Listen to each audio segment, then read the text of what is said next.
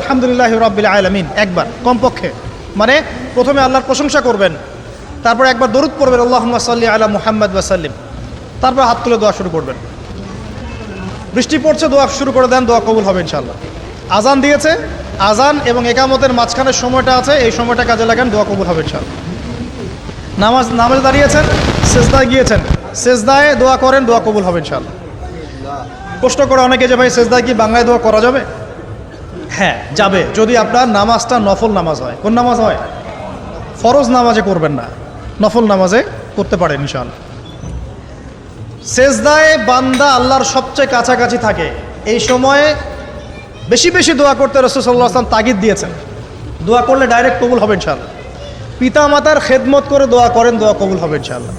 এখন তো পিতা মাতার খেদমত মানুষ করতে চায় না। এটা সেই যুগ যে যুগে পিতা মাতার সাথে দাস দাসীর মতো আচরণ করা হয়।